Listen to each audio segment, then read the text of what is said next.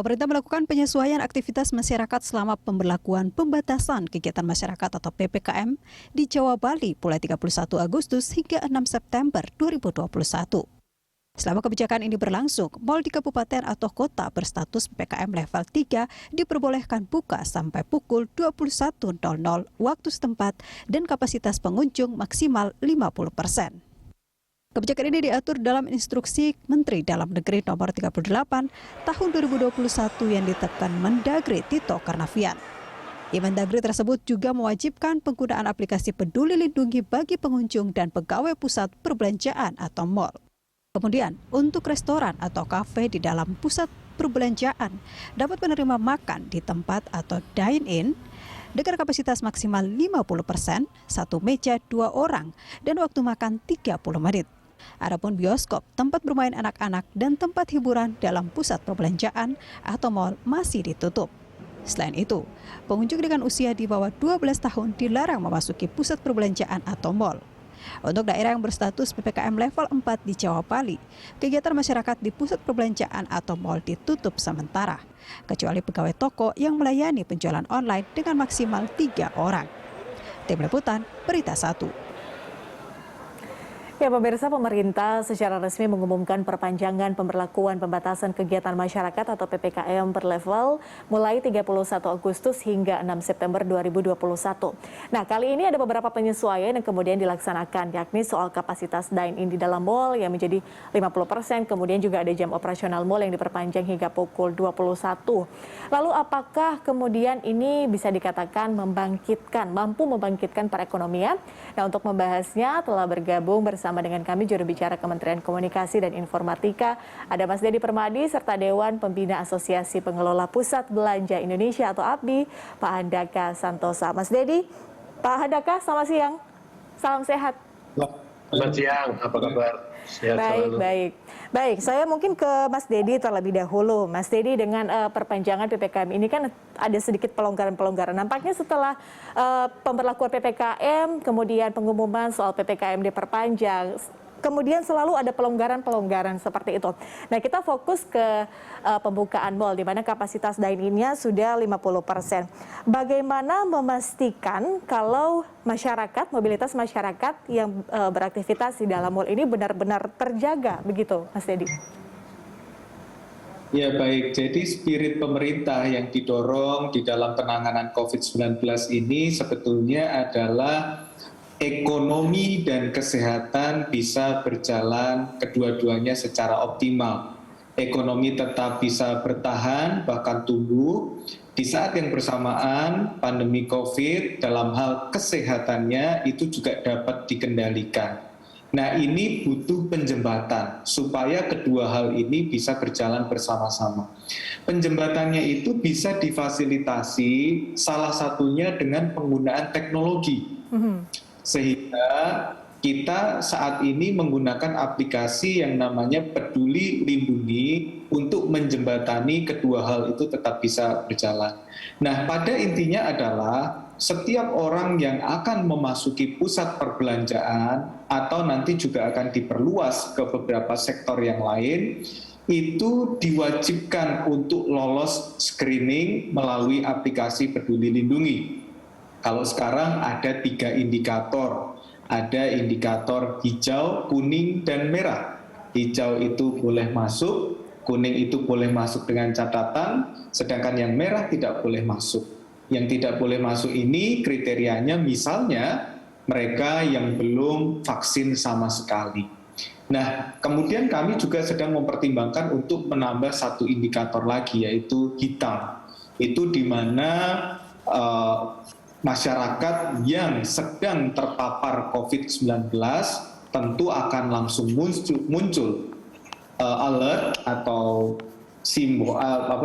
sinyal gitu ya, berwarna hitam, yang artinya masyarakat tidak bisa memasuki pusat perbelanjaan ataupun merchant dan pusat-pusat publik yang lainnya.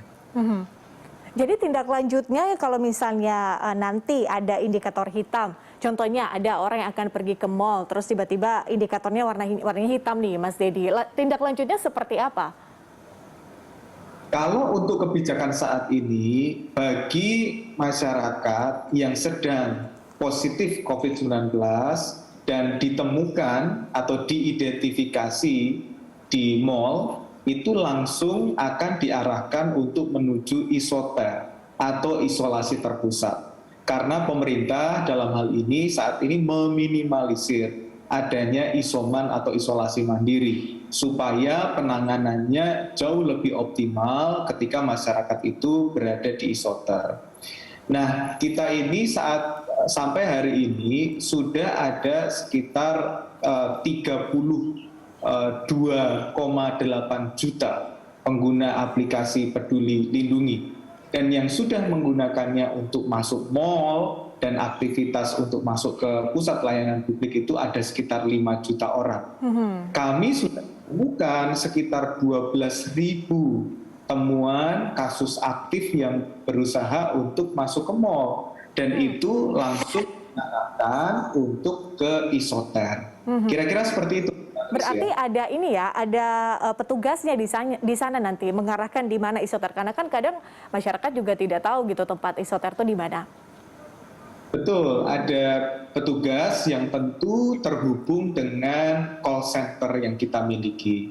Kita saat ini memiliki call center 119 untuk penanganan COVID-19, dan setiap petugas yang ada di pusat-pusat perbelanjaan itu juga terus ditingkatkan kapasitasnya untuk lebih memahami jika indikatornya hitam harus diapakan, jika indikatornya merah harus diapakan, dan lain sebagainya. Itu memang kita lakukan sejalan dengan upaya perbaikan aplikasi Peduli Lindungi itu sendiri. Oke, itu dari sisi pencegahannya agar tidak terjadi penularan COVID-19 di mal. Kalau dari Pak Handaka, kalau berbicara soal kondisi sekarang di mal seperti apa sih Pak Handaka? Boleh mungkin digambarkan setelah adanya PPKM? Sebetulnya kalau mal saat ini kan sudah diperbolehkan buka hingga jam 9 malam. Dan okupansi atau pengunjung yang datang masih dibatasi hingga 50%. Namun sebetulnya kalau dilihat pada waktu mal dibuka pertama kali pun sudah harus implement QR Code Peduli Lindungi. Tujuannya adalah agar bisa menjaga dan juga melindungi customer yang masuk ini dari kemungkinan-kemungkinan yang tidak diinginkan. Dan juga malahan 99,9% kecuali yang komorbid, karyawan pusat belanja dan juga karyawan para peritel, toko-toko di dalam ini semuanya sudah divaksin. Begitu seriusnya kita menanganin sehingga kita tidak akan menerima karyawan yang belum divaksin. Jadi kami sangat serius karena kami sebenarnya takut lah kalau sampai ditutup lagi, kita pengeluaran tetap itu kan gaji, BPJS, apa kan tetap harus dibayar.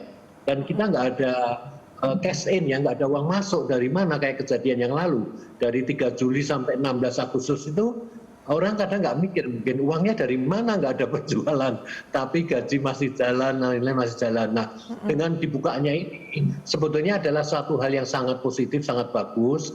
Terima kasih pemerintah sudah memikirkan dengan sangat kompleks antara balancing keseimbangan sakit kesehatan ini tetap dijaga penularannya, tetapi juga ekonomi bisa bergulir sehingga tidak benar-benar meninggal ya. Kalau ekonominya mati juga percuma juga gitu orang hidup.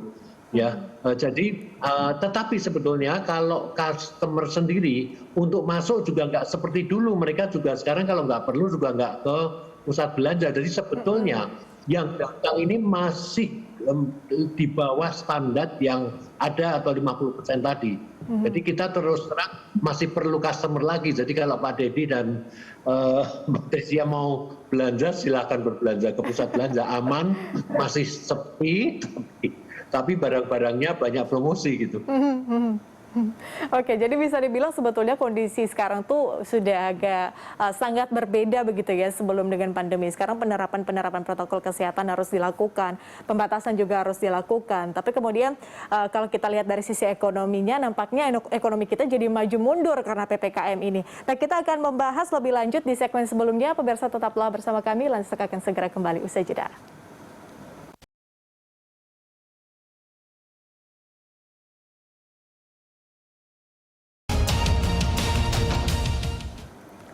Babak baru bisnis mall, kita lanjutkan dialog kita pada siang hari ini. Kita masih terhubung dengan juru bicara Kementerian Komunikasi dan Informatika, Dedy Permadi, serta Dewan Pembina Asosiasi Pengelola Pusat Belanja Indonesia, Handaka Santosa. Saya ke Pak Handaka terlebih dahulu. Pak Handaka, jadi kalau kita bicara soal situasinya kan memang sudah agak sangat berubah gitu ya Pak ya. Kondisi sekarang di mall dengan kalau kita bandingkan mungkin sebelum pandemi atau sebelum pemberlakuan PPKM, pada saat itu memang mall-mall ditutup, pusat-pusat perbelanjaan ditutup dan tidak ada aktivitas. Nah, tapi kapasitas 50% ini apakah bisa dibilang sudah sesuai dengan harapan dari asosiasi ataukah mungkin perlu sedikit penambahan kapasitas mungkin atau ada hal-hal atau catatan lain, Pak Handaka? Jadi sebetulnya dengan 50% ketentuan, customer yang datang jauh dari 50%, jadi mungkin masih sekitar 25%. Karena itu kalau saya cenderung bagaimana ekonomi ini bisa didorong lagi, yang lebih banyak didatangkan adalah customer-nya gitu. Ya, apalagi kalau kita lihat konteksnya, setiap orang yang berbelanja di pusat belanja tentu membeli di tokonya, di retailnya. Kemudian pada waktu kita menjual baju, pakaian atau yang lain-lain di retail kita ini, maka kita akan order lagi kepada pemasok atau supplier. Nah ini kan ekonomi mata rantai yang terus berputar, sehingga customer-nya ditambah, tentunya ini akan bisa menyebabkan penjualannya naik. Penjualan naik tentunya akan menyebabkan ordernya tambah lagi dan supplier akan nambah. Dan ini adalah kaitannya bukan hanya yang merek-merek yang wajar, tetapi kaitannya adalah supplier UKM juga yang kepada toko-toko pusat belanja, kepada department store.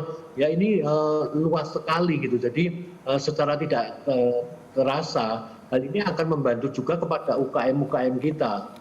Dan ini yang tentunya lebih banyak harusnya dipikirkan lagi, dan kami usulkan sih kalau bisa itu perkantoran juga segera dibuka. Kenapa? Di perkantoran juga dibatasi 25%, paling nggak karyawannya kan masuk. Karyawan masuk tentu akan membutuhkan makan siang. Makan siang bisa di UKM, bisa di restoran atau kafe. Nah kemudian bisa berbelanja juga, ini satu potensi gitu. Dan kalau dilihat apa takutnya yang seperti yang sudah dilakukan kepada Semarang, Surabaya, Bandung, dan Surabaya, di mana harusnya perkantoran juga dipasang QR code ya, dan setiap orang yang masuk harus pakai app Peduli Lindungi. Jadi baik karyawan, baik pengelola, baik tamu untuk perkantoran juga semuanya sudah terlindungi. Jadi itu yang seharusnya pemerintah memikirkan secara lebih detail lagi. Oke, Pak Handaka, kan ini juga merupakan salah satu upaya pemerintah untuk mencegah terjadinya berlanjutnya PHK massal seperti itu. Kalau situasinya sekarang seperti apa, Pak Handaka? Apakah memang para pengusaha ini juga masih terus melakukan PHK atau mungkin ada sedikit perbaikan? Ini berbeda-beda kadarnya. Pada waktu contohnya aja yang kita ditutup 3 Juli hingga 16 Agustus. Kalau bagi kita yang masih mempunyai kekuatan, masih punya sedikit backup pinjaman dari bank, tentunya memecat karyawan karena hanya sebulan ini tentunya bukan merupakan pilihan ya, karena kami masih melihat ke depannya. Tetapi ada perusahaan tertentu, toko-toko tertentu yang sudah cekak gitulah. Itu tentunya mereka mengambil keputusan dengan merumahkan dan mengurangi gaji proporsional selama dirumahkan. Dan ada yang tragis lagi, memang kalau sudah yang benar-benar kuat tentunya terpaksa ada PHK, tapi ya kami bersyukur kalau kami monitor porsinya nggak sebesar yang masih mempertahankan karyawannya. Oke, saya ke Mas Dedy. Mas Dedy, jadi kapasitasnya adalah 50%. Mungkin dari Mas Dedy, dari pihak kementerian sudah berkoordinasi, pasti selalu berkoordinasi dengan KPCPEN seperti itu. Kalau misalnya memang PPKM, pengumuman PPKM nanti kemudian bisa katakanlah Jakarta kemudian turun level begitu menuju ke level 2 atau level 1 begitu. Apakah kapasitas ini masih akan tetap dipertahankan sebanyak ini ataukah mungkin ada kemungkinan juga akan ditambah nanti sesuai dengan kondisi? Jadi prinsipnya adalah pembukaan sektor-sektor secara terbatas tetapi dalam kerangka roadmap. atau peta jalan yang kita tetapkan, Mbak Patricia. Kita ada step-step atau langkah-langkah. Tidak memungkinkan untuk langsung misalnya membuka dalam persentase yang tinggi. Kita mulai dengan kapasitas 50%. Jika situasi sudah membaik, tentu itu bisa kita pertimbangkan kembali untuk membuka dengan lebih luas. Dan untuk sektornya pun akan kita perluas. Seperti yang disampaikan Pak Handaka tadi, betul, pemerintah saat ini sedang menyiapkan peta jalannya atau roadmap-nya untuk memperluas sektor yang dibuka, dan di saat yang bersamaan sambil memantau perkembangan kasus COVID-19 itu menetapkan berapa persentase pembukaan yang diizinkan. Nah, 6 sektor yang menjadi prioritas pemerintah saat ini untuk dilakukan pembukaan secara bertahap adalah yang pertama itu sektor perdagangan, pusat perbelanjaan, pasar modern, pasar tradisional. Jadi kita harapkan juga nantinya tidak hanya mal saja yang menggunakan Peduli Lindungi, tetapi pasar-pasar tradisional pun jika memungkinkan secara teknis itu bisa kita lakukan. Yang kedua, sektor yang dibuka adalah transportasi, darat, laut, dan udara. Yang ketiga, sektor pariwisata. Ini tentu sangat berkaitan juga dengan pembukaan mal ya Pak Handaka ya. Hotel, restoran, event, pertunjukan, itu juga menjadi prioritas kami untuk dilakukan pembukaan secara bertahap. Yang keempat, persis seperti yang disampaikan Pak Handaka, adalah kantor atau pabrik. Ini pun akan dilakukan pembukaan secara bertahap. Kantor pemerintah, swasta, perbankan, pabrik besar, IRT, dan lain sebagainya. Yang kelima adalah sektor keagamaan. Ini juga penting, karena kita ingin memastikan bahwa umat beragama juga tetap bisa menikmati ibadah yang secara langsung datang ke rumah ibadah. Tapi tentu ini lagi-lagi kita lakukan secara berkala. Dan yang terakhir, sektor keenam adalah pendidikan. Yang ini pun sudah mulai diuji coba di beberapa wilayah, mulai dari PAUD, SD, SMP, SMA, perguruan tinggi. Dan khusus untuk sektor pendidikan ini, kita sekarang sedang mengejar vaksinasi untuk siswa dan mahasiswa, supaya anak-anak, adik-adik kita segera bisa menikmati sekolah tatap muka walaupun ada pembatasan dari sisi kuota masuk ke dalam sekolah itu sendiri. Oke, baik. Baik, di segmen selanjutnya mungkin kita akan membahas bagaimana kemudian cara kita mempertahankan bisnis pusat perbelanjaan di kala pandemi, PPKM yang terus dilakukan, pembatasan-pembatasan meskipun ada pelonggaran setiap kali perpanjangan PPKM. Tapi apakah kemudian bisnis ini masih cukup prospektif ke depannya? Kita akan bahas di segmen berikutnya. Pemirsa tetaplah bersama kami segera kembali.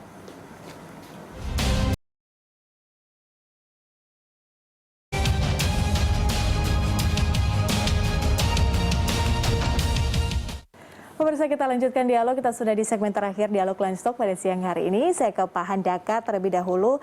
Pak Handaka berbicara soal prospek dari pusat perbelanjaan, bisnis pusat perbelanjaan di kala pandemi ini. Sebetulnya seperti apa proyeksinya Pak Handaka untuk kelanjutannya? Kemudian harapan dari asosiasi terhadap pemerintah itu seperti apa? Kalau misalnya kita tidak ingin ini terjadi, tapi apabila adanya kenaikan kasus, bagaimana kemudian pemerintah harus mengambil langkah terkait dengan pusat perbelanjaan ini? Ya, jadi kalau dilihat dengan dibukanya pusat belanja saat ini dengan kapasitas 50%, sebetulnya customer yang datang berbelanja itu belumlah banyak, dan ini yang terus harus diantisipasi dan diusahakan agar bisa menambah. Kenapa? Karena ekonomi volume itu ada di situ. Pengeluaran sekian harus mencapai salesnya sekian. Kalau salesnya nggak kecapai, tentunya kerugian-kerugian yang malah akan menumpuk gitu. Jadi dengan adanya ini diharapkan tadi banyaknya support ataupun pembukaan yang lain-lain seperti pusat perkantoran ini bisa dibuka sehingga orang yang datang ke pusat belanja akan tambah dan akan menyebabkan kenaikannya bertambah. Yang saya khawatirkan adalah tadi pertanyaan dari Mbak Patricia yang sangat bagus, kalau sampai ada kenaikan kasus lagi gimana, itu yang saya tanyakan juga di dalam diskusi. Kalau kasusnya naik, kenapa orang mulainya ke pusat belanja? Itu kan suatu pertanyaan gitu, padahal pusat belanja adalah satu kegiatan yang sudah dilakukan dengan sangat-sangat ketat, malah melebihi rumah sakit. Bayangkan kalau Anda ke mall, Pondok Indah Mall, di depan mall itu ada tempat cuci tangan, bayangkan, bukan di dalam toilet. Di situ cuci tangan, kemudian sanitizer, kemudian diukur lagi temperatur tubuh, baru masuk di dalam pun waktu bayar Anda di depannya Soko Department Store, masuk, bayar di kasir, itu juga sudah diantri 1 meter, 2 meter. Masuk liftnya yang dulu kapasitasnya 10 orang, sekarang hanya terisi 4 orang gitu. Nah, semua sudah dilakukan, jadi janganlah lain kali kalau ada kenaikan kasus, paling gampang tutup mall gitu. Itu yang saya rasa tidak bijaksana. Mana yang masih melakukan kegiatan dengan tidak disiplin. Gampang kok kalau kita lihat, tinggal survei aja di Jakarta, saya bisa tunjukkan tempat-tempat kegiatan ekonomi yang kadang-kadang pakai masker aja enggan gitu, masih membangkang. Nah, gimana itu? Terus kemudian sanksi-sanksinya yang harus dilakukan. Saya sendiri sangat terenyuh dengan tim-tim yang ada di pusat belanja dan juga di retail yang ada di dalamnya. Bayangin, belum pernah terjadi ya kalau Anda belanja burger masih bisa drive-thru. Sekarang belanja di App Store pun kita bisa drive-thru. Tinggal pakai WhatsApp kirim, saya butuh ini nih. Karyawan kita yang keluar gedung gitu untuk menyerahkan. Jadi benar-benar tim kita ini sudah merasakan bagaimana untuk bisa survive, bagaimana berjuang. Jadi kami sangat apresiasi dan yang kami khawatirkan tadi jangan sampai kalau amit-amit ada kenaikan kasus, semua nolehnya belanja. Tapi saya rasa future bisnisnya masih bagus. Kenapa? Kita sendiri sudah lihat pengalaman ditutup 1,5 bulan aja orang sudah stres, boring, merasa tertekan dan ingin untuk keluar rumah. Lah, meeting point-nya adalah yang di tempat yang aman. Jangan meeting point di tempat yang tidak aman. Yang aman mana? Pusat belanja. Benar-benar jadi tempat rekreasi ya Pak Handaka, sudah jenuh mungkin dengan berbagai aktivitas yang harus dilakukan di rumah, begitu kemudian diberikan sedikit pelonggaran, akhirnya juga menjadi satu bentuk rekreasi juga bagi masyarakat. Tapi ingat, tadi kata Pak Handaka juga bahwa protokol kesehatan sebetulnya itu sudah tetap dilakukan dan sangat ketat dilakukan di pusat perbelanjaan. Nah kalau Mas Dedi, kalau saya bisa tambahkan, boleh, kalau saya bisa tambahkan, itu tuh sampai kita berikan denda kalau sampai tidak memakai masker, bukan hanya ditegur, denda. Ya, oke. Baik, Mas Dedi, kalau tadi kan sudah diberikan masukan seperti itu ya dari Pak Handaka, kalau misalnya memang amit-amit terjadi kenaikan kasus seperti itu. Nah, kalau dari pemerintah sendiri sebetulnya bagaimana kemudian mempertahankan bisnis pusat perbelanjaan ini di kala pandemi, Mas Dedi? Seperti apa roadmap-nya? Baik, kami tentu menyambut baik apa yang disampaikan oleh Pak Handaka tadi ya, bagaimana pemerintah berusaha untuk meminimalkan kebijakan penutupan pusat perbelanjaan ke depan. Nah, ini tentu akan menjadi pertimbangan dan Pak Handaka pun juga beberapa kali hadir di dalam rapat perkembangan PPKM gitu ya. Nah, ini menjadi catatan buat pemerintah. Ada satu hal, yang pertama memang kita berusaha untuk menggunakan teknologi sebagai penjembatan tadi. Tetapi ada satu hal lain yang mungkin juga bisa dipertimbangkan oleh pengelola pusat-pusat perbelanjaan, yaitu beralihnya pusat perbelanjaan fisik menjadi pusat perbelanjaan digital. Seperti kita tahu bahwa COVID-19 ini memang tantangannya luar biasa besar untuk ekonomi kita termasuk commerce atau perdagangan. Tetapi ada peluang yang juga tidak kalah besar, yaitu commerce atau perdagangan elektronik atau sering kita sebut sebagai e-commerce. Bahwa pengelola atau pemilik pusat perbelanjaan bisa mulai mempertimbangkan, dan saya yakin sudah banyak juga yang beralih gitu ya, atau bermigrasi ke ruang digital untuk aktivitas ekonominya, sehingga bisa mempertahankan kegiatan belanja masyarakat. Nah ini kalau kita melihat tren di tahun 2020 itu sangat positif, dan ini bisa diraih oleh para pengelola pusat perbelanjaan. sektor infokom atau sektor informatika dan komunikasi yang terkait juga dengan e-commerce itu adalah satu-satunya sektor yang tumbuh double digit selama 3 kuartal berturut-turut di tahun 2020 ini. 2020 yang kemarin ya, year on year itu tumbuhnya 10,58%. Dan ini berarti bahwa peluang para pengelola pusat perbelanjaan untuk bermigrasi ke e-commerce itu sangat besar. Nilai ekonominya juga besar. Itu mungkin yang bisa kami sampaikan juga kepada tidak hanya pengelola pusat perbelanjaan, tetapi juga untuk pengelola UMKM atau UMI. Oke, artinya pemanfaatan teknologi nampaknya juga harus diperhatikan ya oleh para pedagang maupun itu UMKM atau mungkin di pusat-pusat perbelanjaan.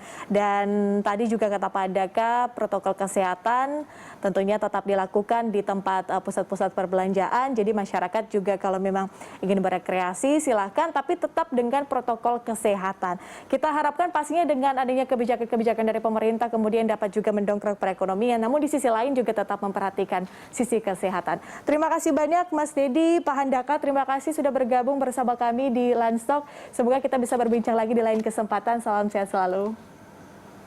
Terima kasih Mbak Patricia. Terima kasih Mbak.